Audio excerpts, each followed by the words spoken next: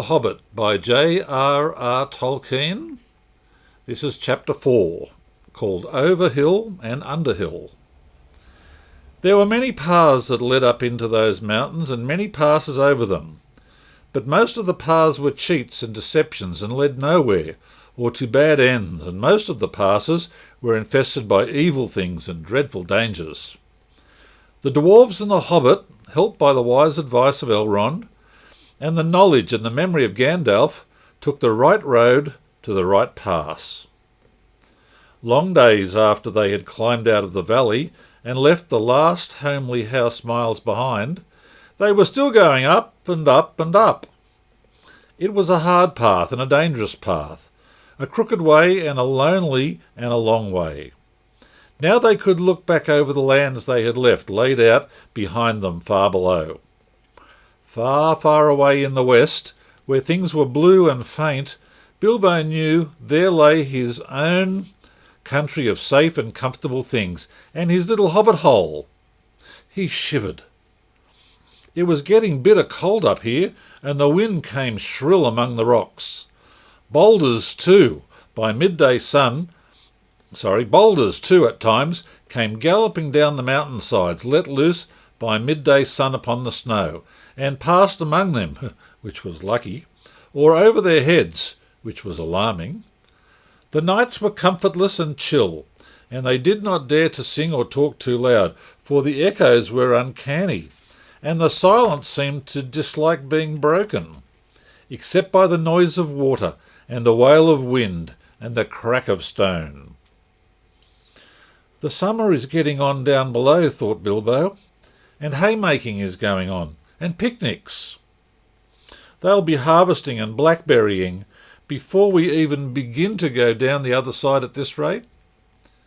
And the others were thinking equally gloomy thoughts, although, when they'd said goodbye to Elrond in the high hope of a midsummer morning, they had spoken gaily of the passage of the mountains and of riding swift across the lands beyond. They'd thought of coming to the secret door in the lonely mountain, perhaps that very next first moon of autumn, and perhaps it will be Durin's Day, they had said. Only Gandalf had shaken his head and said nothing.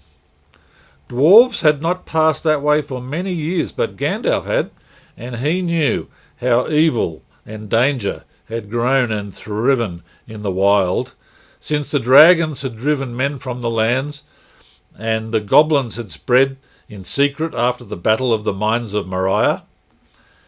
Even the good plans of wise wizards like Gandalf and of good friends like Elrond go astray sometimes when you are off on dangerous adventures over the edge of the wild, and Gandalf was a wise enough wizard to know it. And I'm just going to hold up the book here because there's a black and white drawing by the author, Mr. Tolkien. Can you see that there? Okay, and it shows the mountainous path that they're on. I'll just hold it up a little bit again. Okay, let's continue. He knew that something unexpected might happen, and he hardly dared to hope that they would pass without fearful adventure over those great tall mountains with lonely peaks and valleys where no king ruled. They did not. All was well until one day they met a thunderstorm. More than a thunderstorm, a thunder battle. You know how terrific a really big thunderstorm can be down in the land and in the river valley, especially at times when two great thunderstorms meet and clash. More terrible still are thunder and lightning in the mountains at night when storms come up from east and west and make war. The lightning splinters on the peaks and rocks shiver, and great crashes split the air and go rolling and tumbling into every cave and hollow, and the darkness is filled with overwhelming noise and sudden light. Bilbo had never seen or imagined anything of the kind. They were high up in a narrow place, with a dreadful fall into a dim valley at one side of them. There they were sheltering under a hanging rock for the night, and he lay beneath a blanket and shook from head to toe. When he peeped out in the lightning flashes, he saw that across the valley the stone giants were out, and were hurling rocks at one another for game, and catching them, and tossing them down into the darkness, where they smashed among the trees far below, or splintered into little bits with a bang. Then came a wind and a rain, and the wind whipped the rain and the hail about in every direction, so that an overhanging rock was no protection at all. Soon they were getting drenched, and their ponies were standing with their heads down and their tails between their legs, and some of them were whinnying with fright. They could hear the giants guffawing and shouting all over the mountainsides. "Oh, this won't do at all," said Thorin.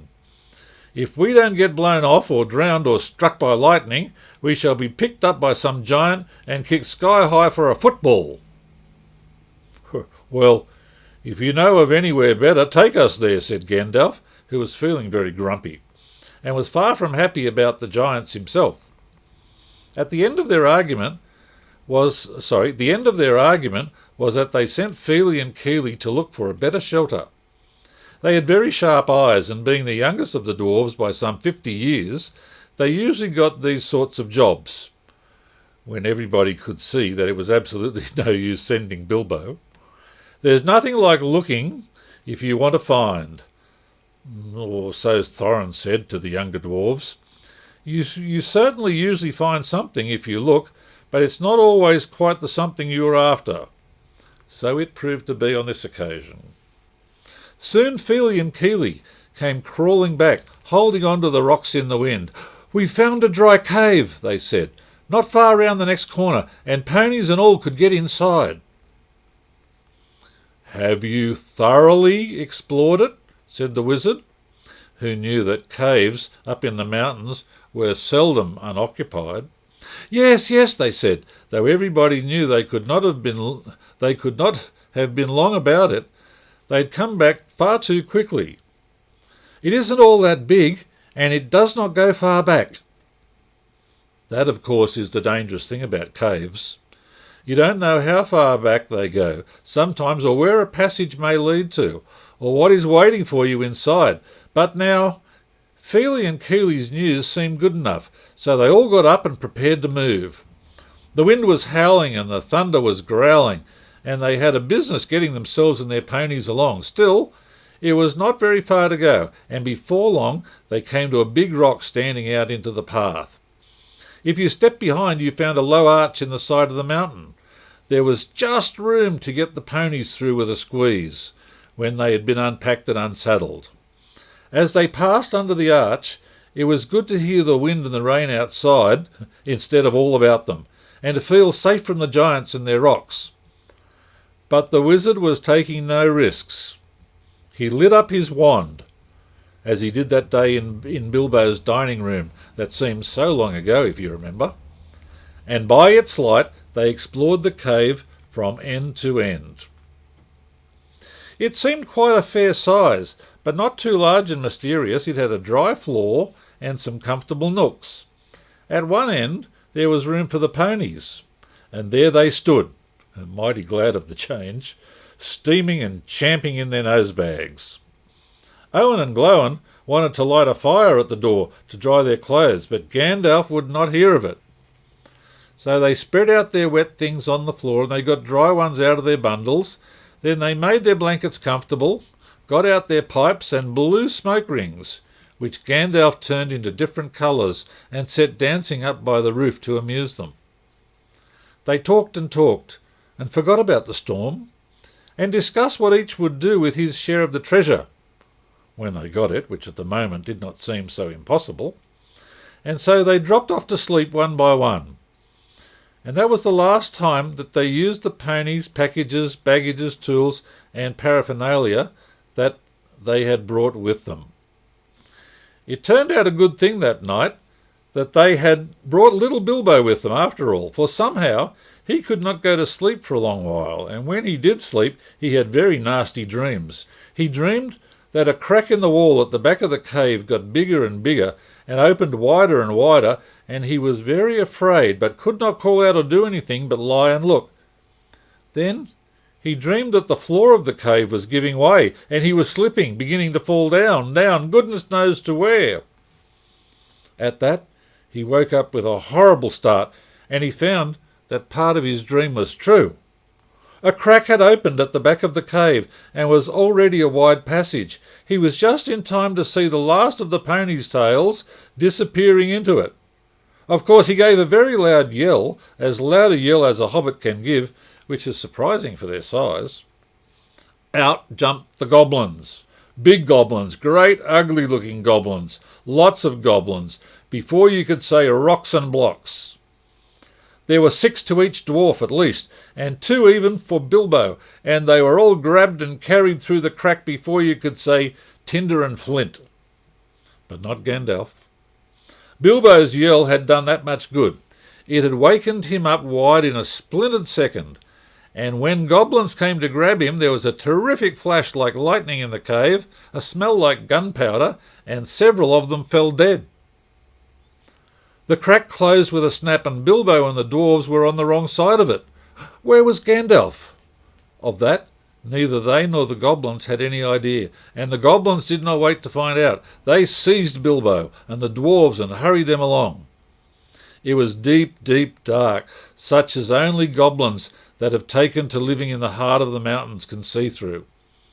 The passages there were crossed and tangled in all directions, but the goblins knew their way, as well as you do, to the nearest post office, and the way went down, and it was most horribly stuffy. The goblins were very rough, and pinched unmercifully, and chuckled and laughed in their horrible stony voices. And Bilbo was more unhappy even than when the troll had picked him up by his toes. He wished again and again for his nice bright hobbit hole. Not for the last time. Now there came a glimmer of a red light before them. The goblins began to sing, or croak, keeping time with the flap of their flat feet on the stone, and shaking their prisoners as well. Clap, snap, the black crack, grip, grab, pinch, nab, and down, down to Goblin Town you go, my lad. Clash, crash, crush, smash, hammer and tongs, knocker and gongs, pound, pound far underground, ho, ho, my lad. Swish, smack, whip, crack, batter and beat, yammer and bleat, work, work, nor dare to shirk, while goblins quaff and goblins laugh, round and round for far underground. Oh, it's a mouthful. I'll read that last bit again. Work, work, not dare to shirk, while goblins quaff and goblins laugh, round and round far underground, below, my lad. It sounded truly terrifying. The walls echoed to the clap snap and to the crush smash and to the ugly laughter of their ho ho, my lad. The general meaning of the song was only too plain, for now the goblins took out whips and whipped them with a swish smack and set them running as fast as they could in front of them, and more than one of the dwarves were already yammering and bleating like anything when they stumbled into a big cavern. It was lit by a great red fire in the middle, and by torches along the walls, and it was full of goblins. They all laughed and stamped and clapped their hands when the dwarves, with poor Bilbo at the back and nearest to the whips, came running in, while the goblin drivers whooped and cracked their whips behind. The ponies were already there huddled in a corner, and there were all the baggages and packages lying broken open and being rummaged through by the goblins, and smelt by goblins, and fingered by goblins, and quarrelled over by goblins. I'm afraid that was the last they ever saw of those excellent little ponies, including a jolly sturdy little white fellow that Elrond had lent to Gandalf, since his horse was not suitable for the mountain paths. For goblins eat horses, and ponies, and donkeys, and other much more dreadful things, and they're always hungry. Just now, however, the prisoners were thinking only of themselves. The goblins chained their hands behind their backs, and linked them all together in a line, and dragged them to the far end of the cavern, with little Bilbo tugging at the end of the row.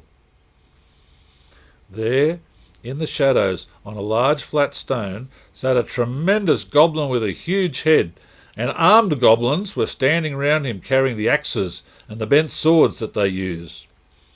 Now goblins are cruel, wicked, and bad-hearted. They make no beautiful things, but they make many clever ones. They can tunnel and mine as well as any, but the most skilled dwarves. when they take the trouble, though they're usually untidy and dirty. Hammers, axes, swords, daggers, pickaxes, tongs, and other instruments of torture they make very well, or get other people to make to their design.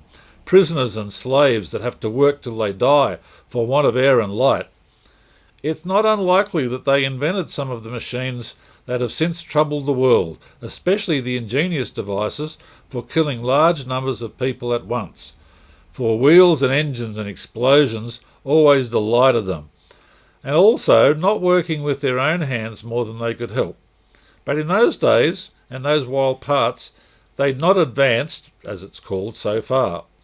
They did not hate dwarves especially, no more than they hated everybody and everything, and particularly the orderly and prosperous.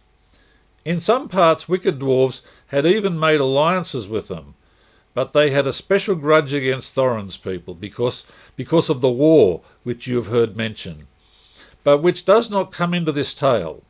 And anyway, goblins don't care who they catch, as long as it's done smart and secret, and the prisoners are not able to defend themselves. "Who are these miserable persons?" said the great goblin. "Dwarves! And this," said one of the drivers, pulling at Bilbo's chain so that he fell forward on his knees. "We found them sheltering in our front porch." "What do you mean by it?" said the great goblin, turning to Thorin. "Up to no good, I'll warrant, spying on the private business of my people, I guess. Thieves, I shouldn't be surprised to learn. Murderers and thieves of elves, not unlikely. Come, what have you got to say for yourself?" "Thorin, the dwarf, at your service," he replied. It was merely a polite nothing. "Of the things which you suspect and imagine, we had no idea at all. We sheltered from a storm in what seemed a convenient cave, and unused. Nothing was further from our thoughts that inconvenienced goblins in any way whatever." That was true enough. "Humph," said the great goblin. "So you say. Might I ask what you're doing up in the mountains at all, and where you were coming from and where you were going to? In fact, I should like to know all about you. Not that it'll do you much good, Thorin Oakenshield. I know too much about your folk already, but let's have the truth, or I will prepare something particularly uncomfortable for you." We were on a journey to visit our relatives, our nephews and nieces, and first, second and third cousins, and the other descendants of our grandfathers, who live on the east side of these truly hospitable mountains," said Thorin, not quite knowing what to say all at once in a moment when obviously the exact truth would not do at all. "He's a liar, O tremendous one," said one of the drivers.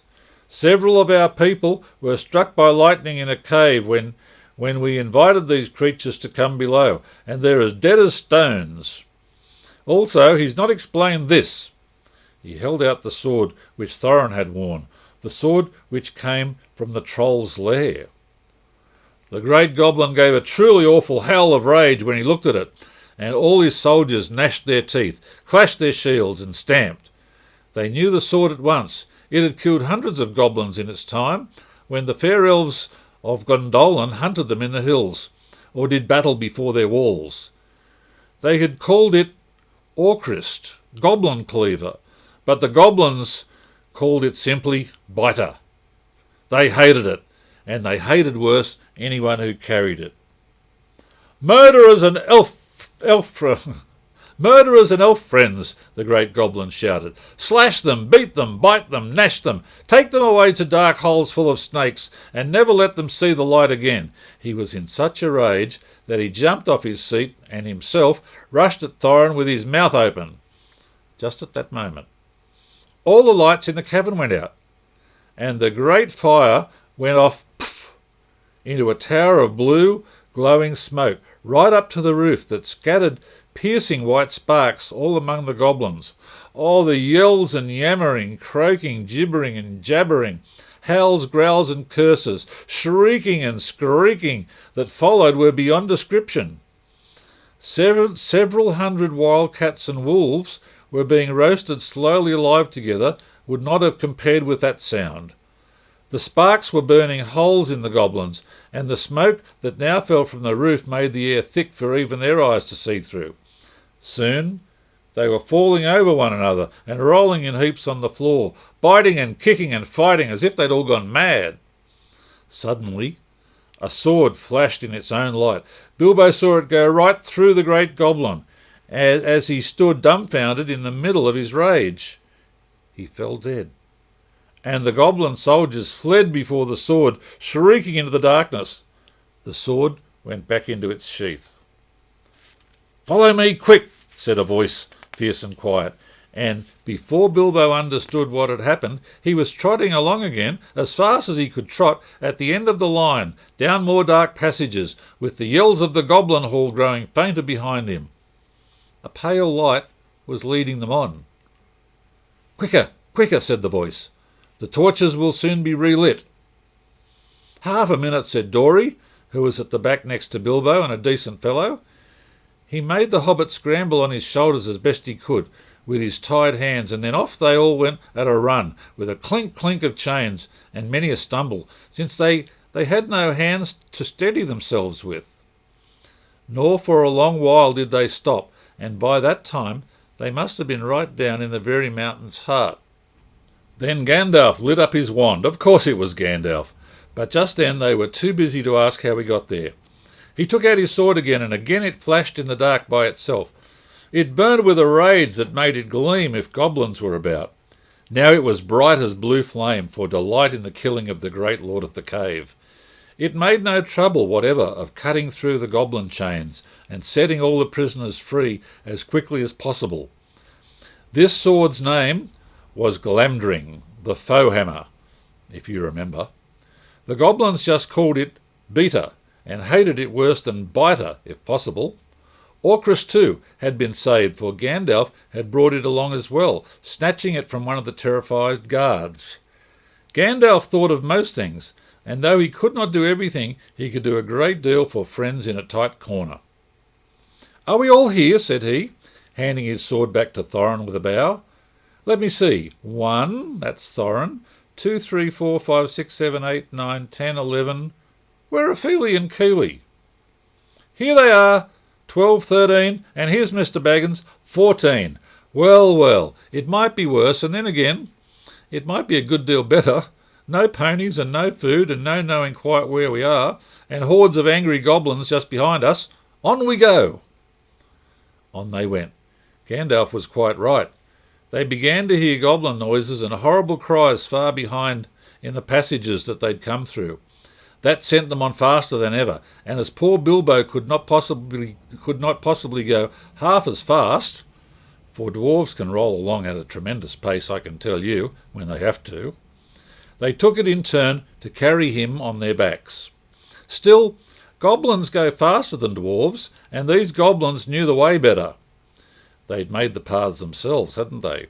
And they were madly angry, so that do what they could, the dwarves heard the cries and howls getting closer and closer. Soon they could hear even the flap of the goblin feet, many, many feet, which seemed only just around the last corner. The blink of red torches could be seen behind them in the tunnel they were following, and they were getting deadly tired. Oh, why did I ever leave my hobbit hole?" said poor Mr. Baggins, bumping up and down on Bombur's back. Why did I ever bring a wretched little hobbit on a treasure hunt?" said poor Bombur, who was fat and staggered along with the sweat dripping down his nose in his heat and terror. At this point Gandalf fell behind, and Thorin with him. They turned a sharp corner. "About turn!" he shouted. "Draw your sword, Thorin!"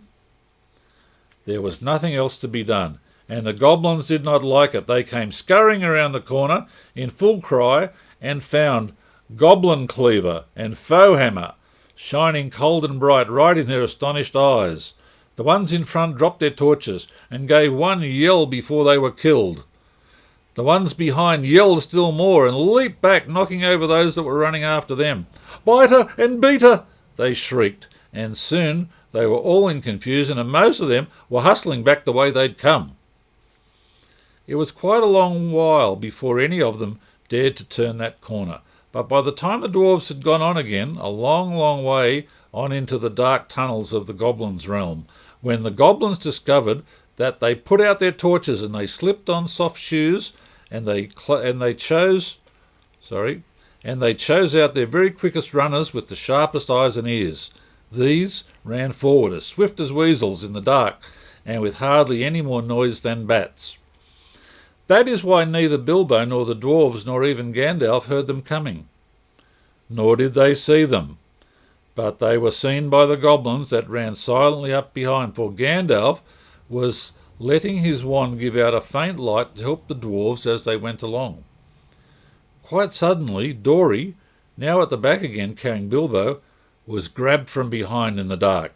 He shouted and fell, and the hobbit rolled off his shoulders into the blackness, bumped his head on hard rocks, and remembered nothing more. Quite an adventure inside the mountain, isn't it? That's the end of chapter 4. The next chapter we have will be chapter 5, Riddles in the Dark.